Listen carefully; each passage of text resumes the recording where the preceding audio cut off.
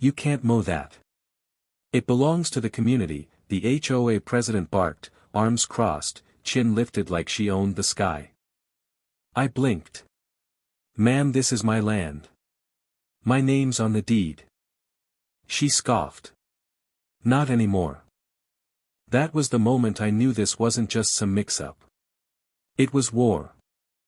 I took a deep breath, glancing around at my freshly mowed lot, a small stretch of green that sat just beyond the HOA's clubhouse fence. Birds chirped, the sun was blazing, and there she was, Karen Blake, HOA president, clipboard in hand like it was a badge of power. And I was the unlucky new neighbor who dared to cut grass without asking permission. Let me back up. I bought this plot 6 months ago, cash down. It was a weird lot wedged between two parcels owned by the HOA but still legally separate. A former easement that had never been absorbed. The agent said it was odd but solid, and I liked it that way. I was planning to build a tiny cabin, maybe even plant some fruit trees. Quiet dreams. But Karen had other ideas. You see, she said with a fake smile that didn't touch her eyes, we've decided to incorporate this land into our community greenbelt. It's already in our updated plans. It looks better as one whole space, you understand? I stared at her, stunned. What? You can't just decide that. Oh, we can. The board voted. And we've submitted a claim with the county for adverse possession. Adverse possession? My heart dropped.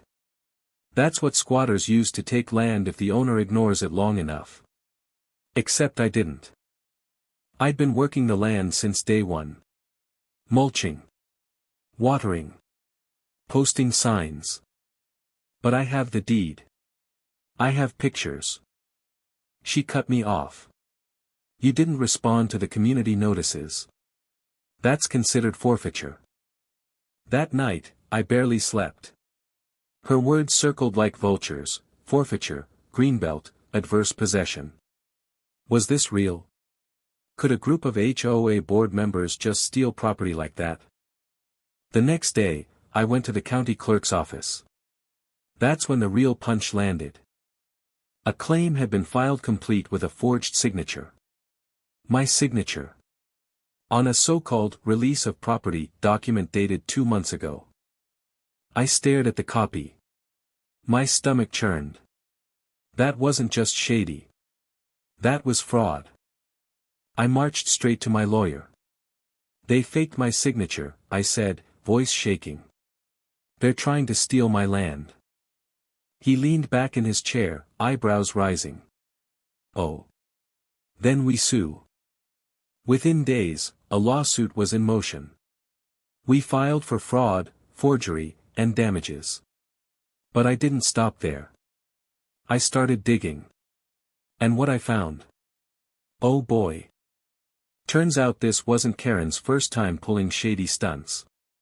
Over the past 3 years, the HOA had quietly folded 5 small lots into their common area by targeting absentee owners, mostly elderly or out-of-state folks who didn't push back. Some had been too sick. Others didn't even know. It was a quiet land grab.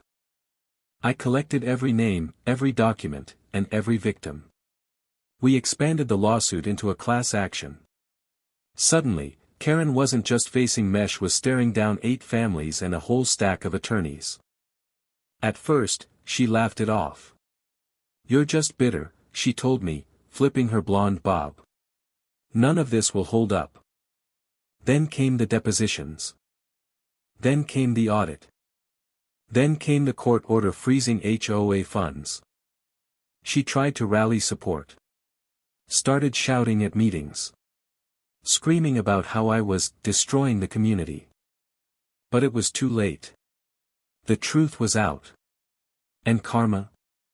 Oh, karma was knocking.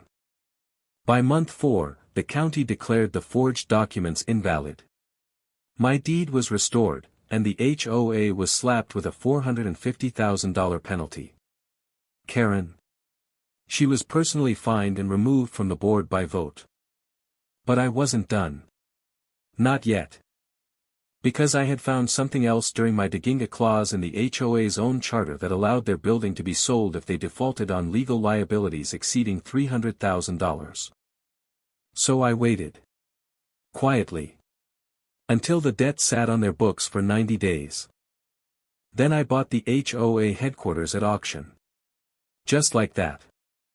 When Karen showed up one morning to host a board meeting, she found the doors chained shut and a bright orange sign that read, "Private property trespassers will be prosecuted."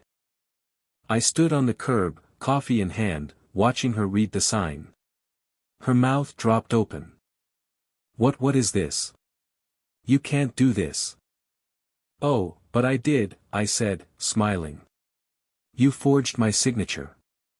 I just signed your eviction." She screamed. Loud. Like the world owed her something. Like I had wronged her.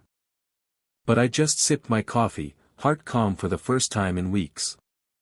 Because some battles you don't win with fists.